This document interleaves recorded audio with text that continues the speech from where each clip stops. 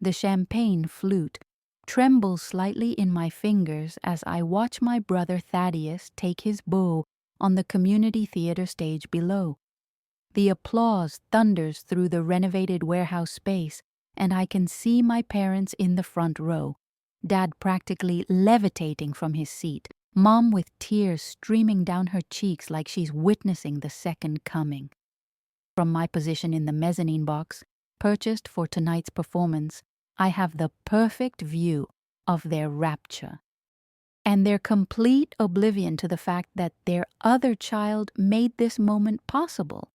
Have you ever felt invisible in your own family while watching them celebrate everyone else around you? I used to think it was just birth order dynamics, me being the practical older sister to Thaddeus's artistic soul. But sitting here in Lake Oswego's newest cultural venue, watching my parents worship at the altar of my brother's community theater debut, I'm starting to understand that some invisibility is intentional. The irony isn't lost on me that they're applauding his performance under lighting I literally funded.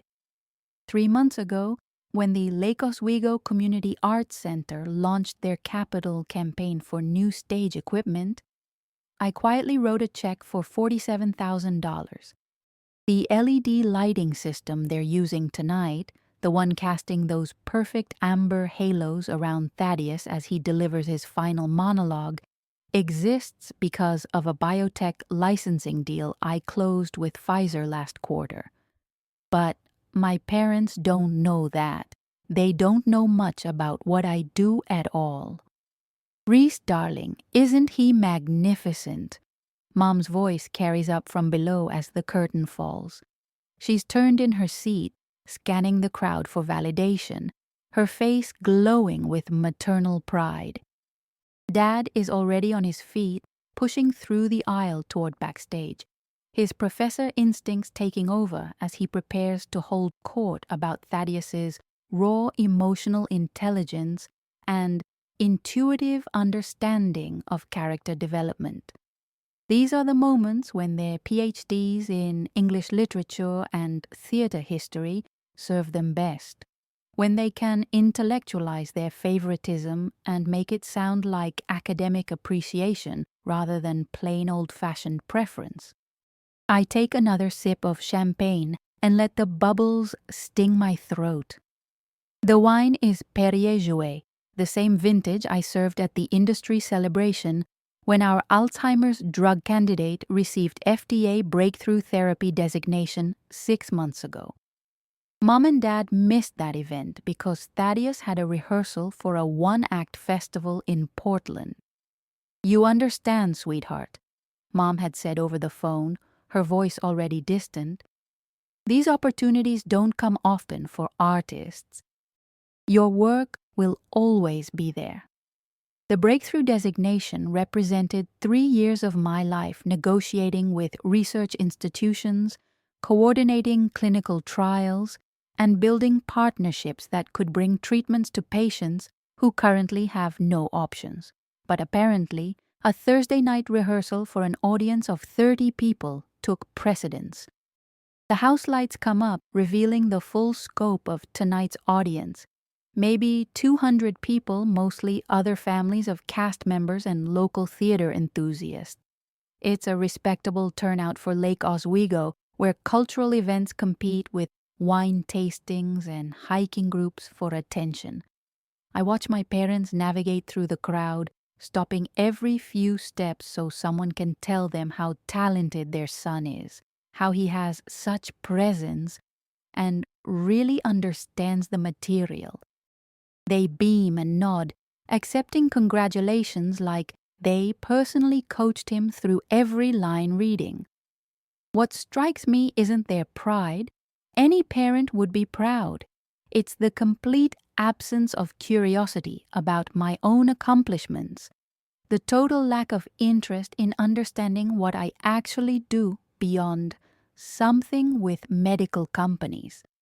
Last week, I received notification that a licensing agreement I structured will accelerate a cancer immunotherapy trial by 18 months. 18 months. That could mean the difference between life and death for thousands of patients. But when I mentioned it during our weekly family dinner, Dad just nodded politely and changed the subject to Thaddeus's upcoming audition for a regional Shakespeare festival. The crowd begins to thin as people head backstage or out to the parking lot. I remain in my box seat, finishing my champagne and watching the stage crew begin their cleanup. These are probably college students or volunteers, carefully disconnecting the lighting equipment that costs more than most people's cars. They handle each piece with reverence, understanding that good equipment makes all the difference between amateur and professional presentation. I wonder if any of them know that the crisp, even illumination they're wrapping in protective cases exists because someone believed in the importance of proper infrastructure, even when they wouldn't get credit for it. My phone buzzes with a text from Thaddeus. Family dinner tomorrow to celebrate. Mom's making her special lasagna. You'll be there, right? Want to hear all about tonight. The enthusiasm in his message is genuine. He's never intentionally cruel, just blissfully unaware of the disparities in our family dynamic. He'll talk for 2 hours about character motivation and stage presence, while I'll be asked perfunctory questions about how work is going, before the conversation inevitably circles back to his next audition or workshop opportunity. I gather my purse and head toward the exit, my heels clicking against the polished concrete floors of the theater lobby. The space is beautiful, all exposed brick and carefully restored industrial features, the kind of aesthetic that appeals to Lagos Wigo's educated, affluent demographic. As I push through the glass doors into the October evening air, I can hear laughter and excited voices from the backstage area where families are gathering to congratulate the cast. For just a moment, I consider walking around back to join them.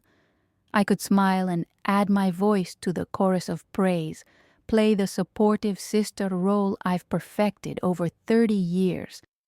But something stops me at my car door, keys in hand, looking back at the warm light spilling from the theater windows. Maybe it's the realization that I've been performing my own role for so long, the understanding daughter, the one who doesn't need attention, the successful professional who's supposed to be above petty family dynamics, that I've forgotten what it feels like to be seen for who I actually am, rather than who I'm expected to be. The family dinner unfolds exactly as predicted. Mom's dining room table groans under her special occasion china, the spode Christmas tree pattern she inherited from her mother and only brings out for important celebrations. Thaddeus holds court from his usual spot at Dad's right hand, gesticulating with his fork as he recreates his performance moment by moment. His leftover stage makeup has left faint traces around his hairline, which Mom keeps touching affectionately like it's evidence of his artistic transformation. The moment when I realized Thomas was really addressing the audience, not just Martha, Thaddeus explains, his voice taking on the slightly theatrical projection he can't quite turn off after a performance. It became this meta-commentary on how we perform intimacy versus how we actually experience it. Dad nods sagely, already formulating the literary analysis he'll share with his colleagues in the English department. This is their element, dissecting art, finding deeper meaning, building intellectual frameworks around creative expression. I cut into my lasagna and try to remember the last time either of them asked me to explain the intricacies of drug development pathways or the regulatory strategy behind a successful FDA submission. The answer comes to me with uncomfortable clarity: never. Not once in my 8-year career in biotech has either parent expressed genuine curiosity about how pharmaceutical partnerships actually work, or why it might be intellectually challenging to structure agreements that balance patient access with research incentives. "Reese, you're quiet tonight," Mom observes, though her eyes never leave Thaddeus's animated face. "How was your week? Still working on those medical projects?"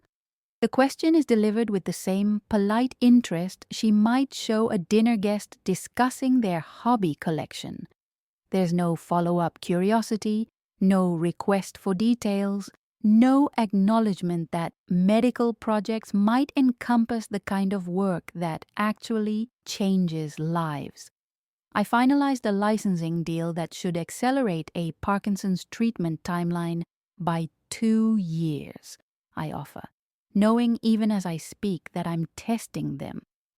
The partnership structure we developed is being used as a model for other neurodegenerative disease collaborations." The words feel hollow in this context, technical jargon that doesn't translate into the emotional vocabulary my family speaks. "That's wonderful, sweetheart," Dad responds automatically, already turning back to Thaddeus. "Now, what were you saying about the symbolism in the third act?" The dismissal is so smooth it almost seems accidental, but I catch the microsecond pause where he could have asked what Parkinson's patients might gain from my work, or why accelerating treatment timelines matters, or what makes a partnership structure worth replicating. If you've ever tried to share your professional achievements with people who fundamentally don't understand what you do for a living, you know this particular brand of polite indifference. It's not malicious, they're not actively trying to diminish my work. They simply can't conceive of biotechnology partnerships as inherently interesting in the way they find character analysis or theatrical interpretation endlessly fascinating. To them, my career is a series of incomprehensible transactions that happen to pay well, rather than a field requiring creativity, strategic thinking, and deep understanding of both science and human nature. Thaddeus launches into a detailed breakdown of his audition strategy for the Shakespeare Festival, and I find myself studying my parents' faces as they listen. This is love, I realize. This rapt attention, this hunger for every detail, this pride that radiates from them like heat from a fireplace. They're not performing their interest. They genuinely care about every nuance of his artistic process, every small triumph and setback in his creative journey. Watching them with him is like seeing a foreign language I was never taught to speak. The conversation continues around me, occasionally including me, in the way you might include a pleasant but distant relative at a family gathering. I contribute appropriately timed nods and smiles, ask the right follow-up questions about rehearsal schedules and casting decisions, but underneath the familiar dinner theater, something is shifting. Maybe it's the wine, or maybe it's the contrast between last night's lighting revelation and tonight's predictable family dynamics, but I'm beginning to see our interactions with new clarity. After dinner, as Mom brings out her famous apple crisp and launches into stories about Thaddeus's high school drama teacher, who always said he had something special, I excuse myself to check my email. In my childhood bedroom, now converted into Mom's craft room, but still containing my old desk, I scroll through messages from colleagues congratulating me on the Parkinson's deal.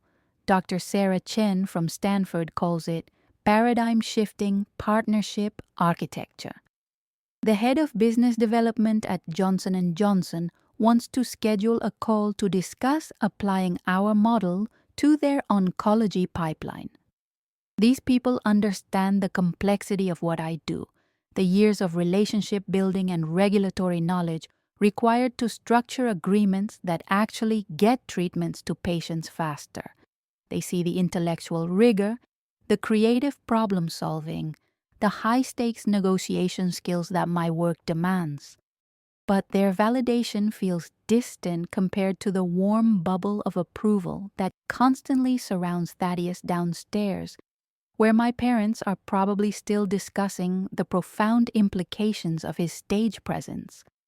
I can hear Mom's laughter drifting up from the kitchen, followed by Dad's deeper chuckle at something Thaddeus has said. The sound carries the easy intimacy of people who understand each other's worlds completely, who speak the same language of artistic appreciation and intellectual analysis.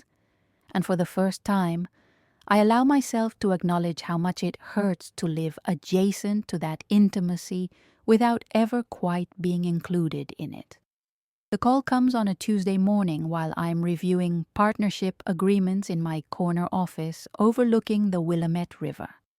Mom's voice carries that particular breathless excitement she reserves for Thaddeus-related announcements. "Reese, the most wonderful thing has happened. Thaddeus got the callback for the Oregon Shakespeare Festival.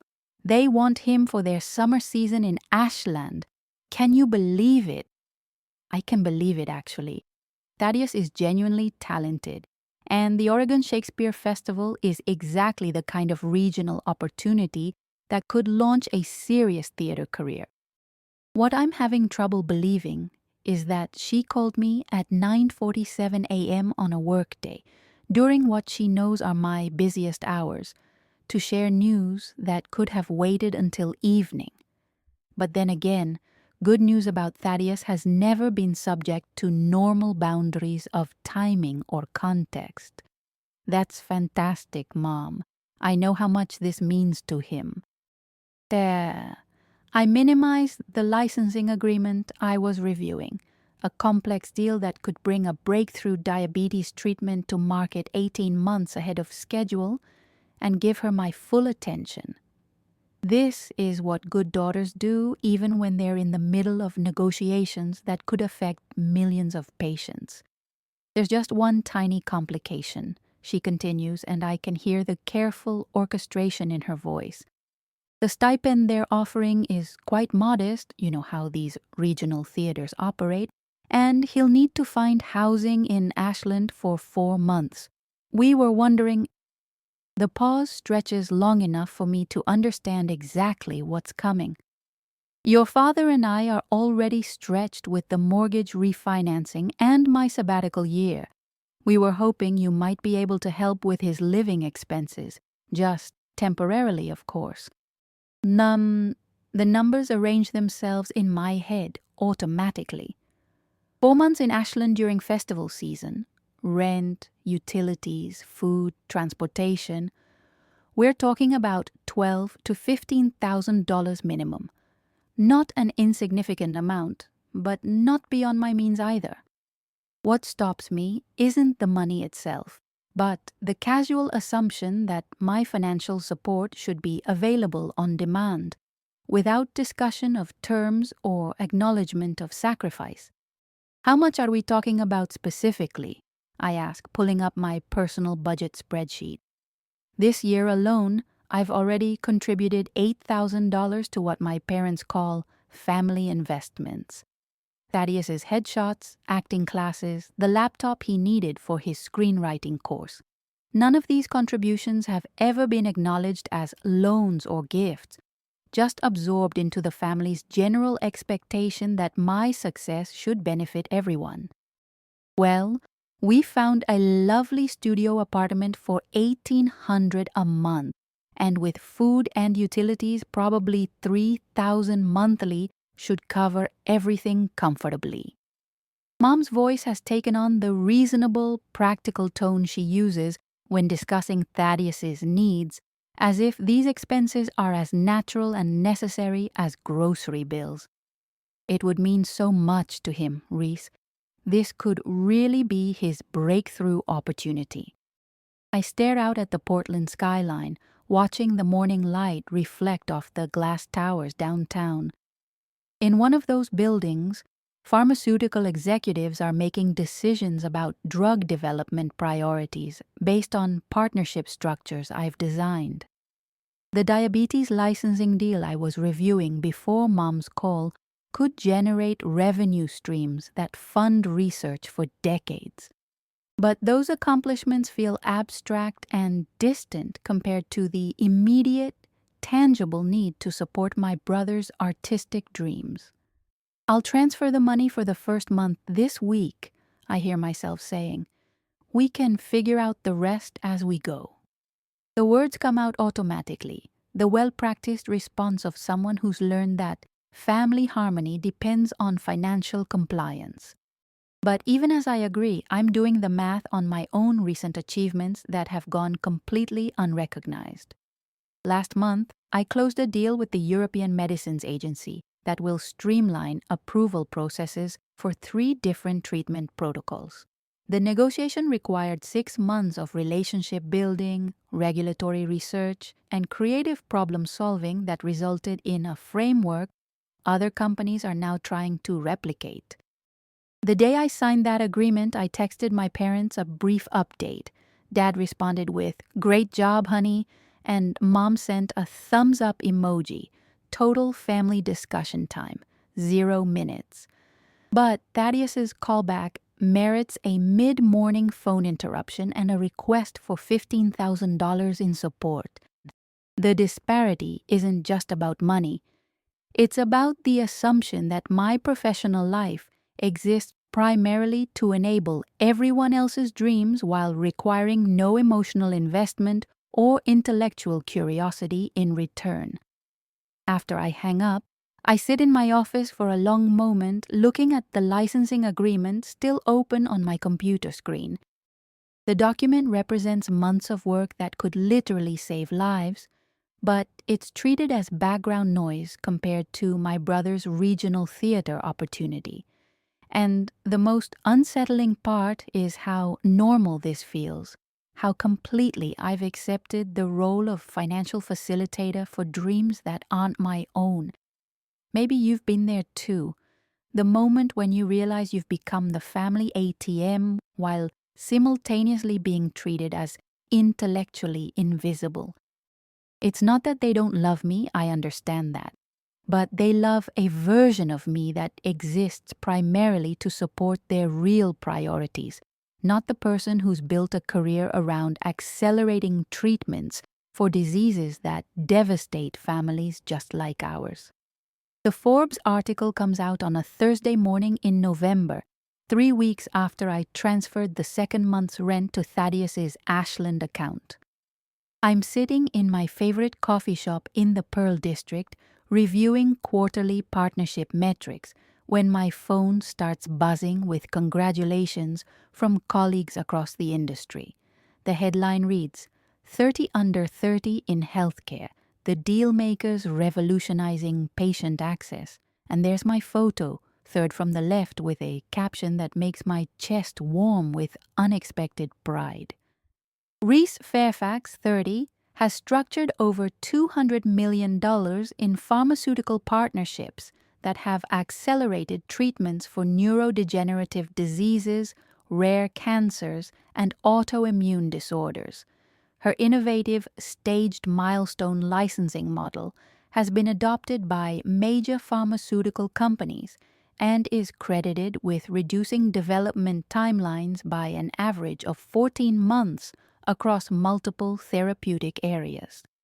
I read the paragraph 3 times, absorbing the validation of seeing my work described in terms that capture both its complexity and its impact. The journalist interviewed Dr. Michael Torres from the FDA, who called my partnership frameworks a masterclass in balancing patient urgency with regulatory rigor. Reading those words feels like breathing pure oxygen after years of holding my breath. My phone rings almost immediately. Doctor. Sarah Chen from Stanford, practically shouting with excitement. "Reese, Forbes, this is incredible recognition. The whole industry is talking about your milestone model.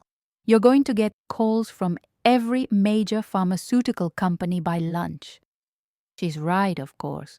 The article will open doors I've been working toward for years, establish my reputation as someone who doesn't just facilitate deals, but actually innovates the structures that make better outcomes possible. I screenshot the article and send it to the family group chat with a simple message. Some nice recognition for the work we've been doing. Then I wait, coffee growing cold in my hands, watching the red receipts appear one by one. Mom, read at 11:47. Dad, read at 11:52. Thaddeus, read at 12:03. The first response comes 43 minutes later. It's from Thaddeus. Wow, sis, that's amazing. Also, quick question. Any chance you could help with next month's rent a few days early? The festival is covering some travel expenses, but not until December. I stare at the message for a full minute, watching the typing bubbles appear and disappear as he presumably crafts additional thoughts. Finally, P.S. Mom says congratulations and she'll call you later. She's helping me run lines for my audition tomorrow. That's it. Forbes recognizes me as one of the most influential young professionals in healthcare. My work is being cited as industry-changing, and my family's collective response is congratulations deferred in favor of line rehearsal and a request for early rent payment. The symmetry is so perfect it's almost artistic, like Thaddeus has unconsciously written a one-act play about our family dynamics and cast himself as the oblivious protagonist. Mom's call comes 6 hours later, just as I'm leaving the office after a day of interviews with pharmaceutical executives who want to understand my partnership model. Her voice carries distracted warmth like she's multitasking while we speak. Reese, honey, I saw that article. How exciting for you. Your father and I are so proud. There's a pause filled with what sounds like papers rustling. Though I have to admit I don't really understand what pharmaceutical partnerships involve. Is it like being a lawyer for medical companies? The question crystallizes everything I've been feeling but couldn't quite articulate. She's proud of my success in the abstract, proud that I was featured in Forbes, proud that people consider my work important. But she has no curiosity about what I actually do all day. She can spend 3 hours discussing the emotional subtext of Thaddeus's 30-second audition monologue, but she can't invest 10 minutes in understanding how pharmaceutical partnerships actually work or why they matter to patients waiting for treatments. It's more like being an architect, I explain, settling into my car in the underground garage. I design the financial and legal frameworks that allow research institutions and pharmaceutical companies to collaborate effectively. The goal is to get treatments to patients faster, while ensuring everyone has appropriate incentives to stay committed through the long development process. I'm simplifying dramatically, but I hope it might spark some follow-up interest. Oh, how interesting, she responds in the tone people use when they're being polite about subjects that don't genuinely engage them. Well, I'm sure you're very good at it. Now, I wanted to ask about Thaddeus's situation in Ashland. He's doing so well, but these financial pressures are really weighing on him. He's worried about asking you for more help, but the festival stipend barely covers his basic needs. And just like that, we're back to the familiar script. My professional achievements become background music for the real conversation about Thaddeus's needs and my expected role in meeting them. I let her talk about his housing challenges and transportation costs while I drive through the Portland evening, city lights blurring past my windows like tears I'm not quite ready to shed.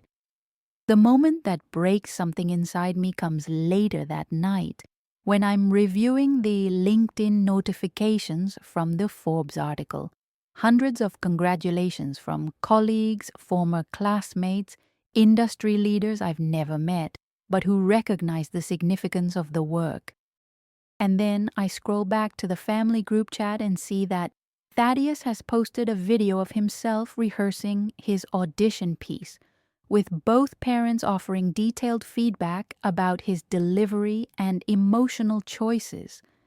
The contrast is devastating in its clarity. My professional community celebrates work that could accelerate treatments for diseases affecting millions of people. My family celebrates 30 seconds of memorized dialogue and requests my financial support for the privilege of performing it. The decision crystallizes during my morning run along the Willamette River, 6 weeks after the Forbes article and 4 days before Thaddeus's opening night at the Oregon Shakespeare Festival. My phone has been buzzing with interview requests from Harvard Business Review and invitations to speak at pharmaceutical conferences. But none of this external validation has translated into a single meaningful conversation with my family about what my work actually means. Instead, yesterday's family call focused entirely on whether I could help out with Thaddeus's car registration fees and whether I'd be attending his opening night performance. The morning air is crisp with December cold, and my breath creates small clouds as I pace myself along the riverside path. This is where I do my best thinking, where the rhythmic sound of footfalls helps me process complex partnership structures and strategic decisions. Today, I'm processing something more personal, the realization that I've become complicit in my own invisibility by continuing to play a role that diminishes everything I've worked to achieve. I stop at my favorite overlook, where you can see Mount Hood on clear days like this one, and pull out my phone to scroll through the latest round of congratulations. The CEO of Moderna wants to discuss applying my partnership model to vaccine development. A venture capital firm in Boston is recruiting me for a senior director position with equity that could be worth millions if their portfolio companies succeed. The head of the European Medicines Agency mentioned my work in a keynote speech about innovation in regulatory collaboration. But when I mentioned these opportunities during Sunday dinner last week, Dad nodded politely, and Mom asked if any of them involved relocating because it would be so hard to visit if you moved further away from Ashland, especially while Thaddeus is establishing himself there.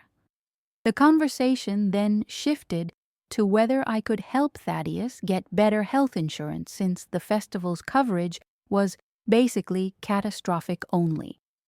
The pattern has become impossible to ignore. Every professional milestone I achieve is immediately recontextualized as a resource that should benefit Thaddeus's artistic journey. My success isn't celebrated for its own sake or for its impact on patients who need faster access to treatments. It's valued primarily for how it can support my brother's career in regional theater. I've become the family's unwitting patron of the arts, funding dreams I'm never asked to understand or appreciate beyond their financial requirements. Standing there with Mount Hood's snow-capped peak gleaming in the morning sun, I make a decision that feels both terrifying and liberating. I'm going to stop participating in this dynamic, not with anger or dramatic confrontation, but with the same strategic precision I bring to pharmaceutical negotiations. I'm going to create boundaries that force my family to see me as a complete person rather than a convenient funding source. The first step is practical. I draft an email to Mom and Dad explaining that I'll be taking a sabbatical from family financial support while I focus on some major career opportunities.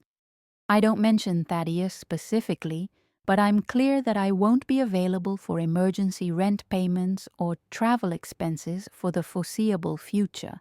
The tone is warm but firm, professional in the way that served me well in business contexts, where people need to understand new parameters without feeling attacked.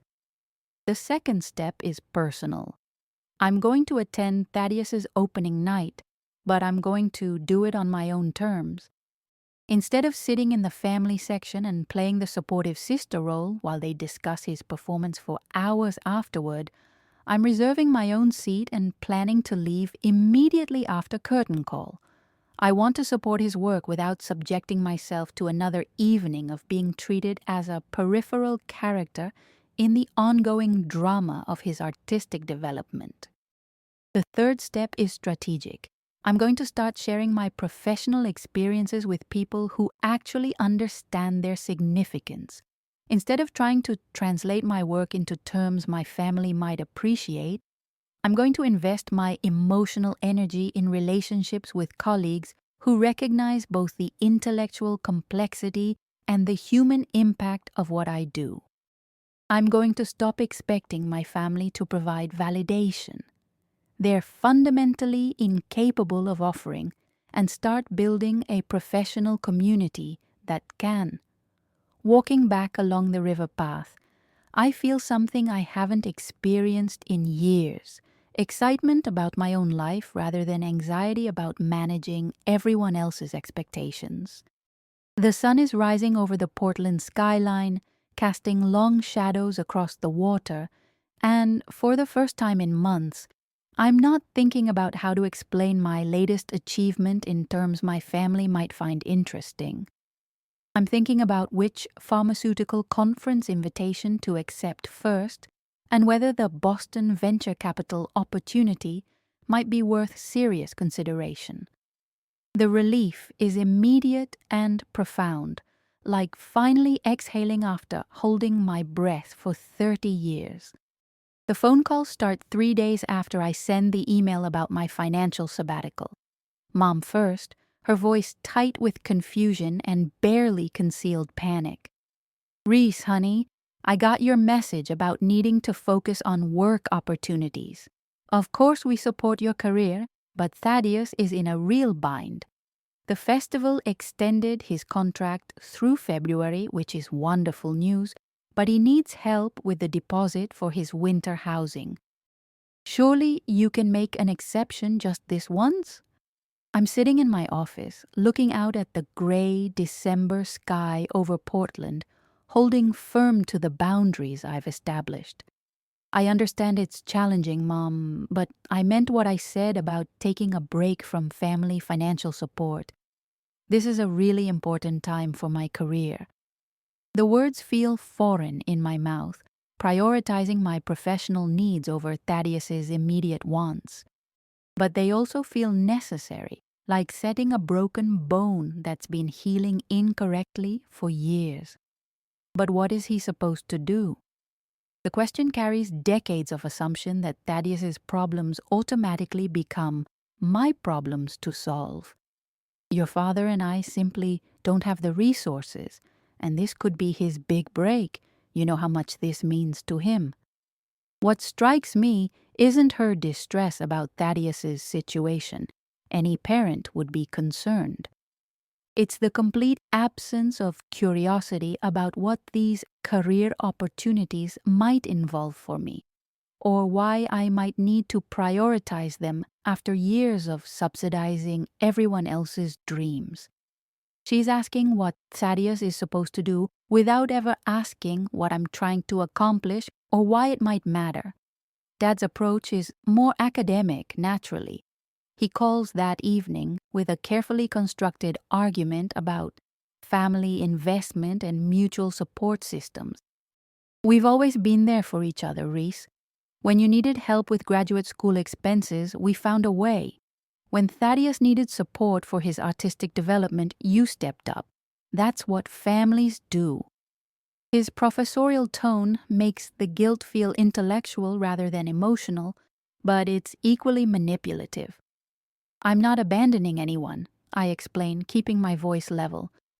I'm just establishing some boundaries around my finances while I navigate some significant professional decisions. I don't mention that the graduate school help he references consisted of $2,000 total, compared to the nearly $30,000 I've contributed to Thaddeus's various artistic pursuits over the past 3 years. The accounting isn't the point. the assumption that my resources should be available on demand is. Thaddeus himself calls on Friday, and his approach is the most effective because it's the most genuine. Sis, I don't really understand what's happening, but I want you to know I never meant to take advantage. I guess I just got used to you being so generous that I stopped thinking about what I was asking.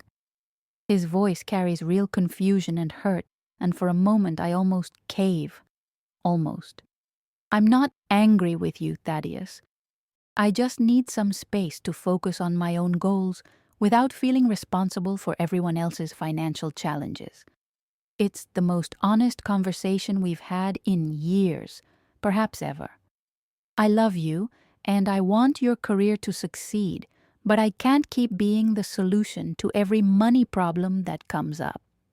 The silence stretches long enough that I wonder if the call has dropped.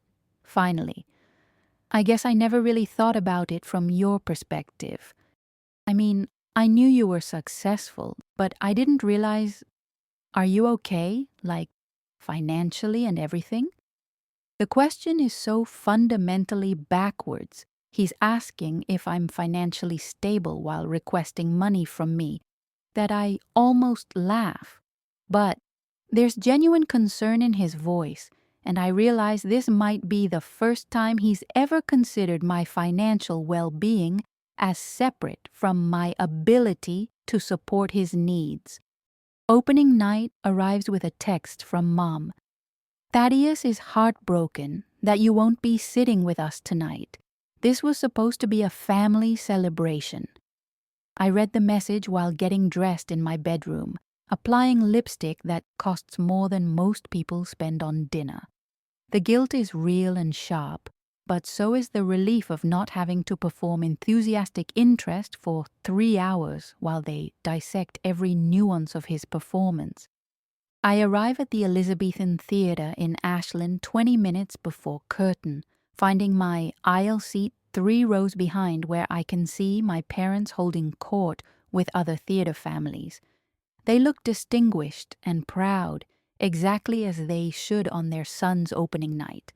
But for the first time in my life, I'm experiencing this family milestone as an observer rather than a participant, and the perspective is revelatory. The performance is genuinely good.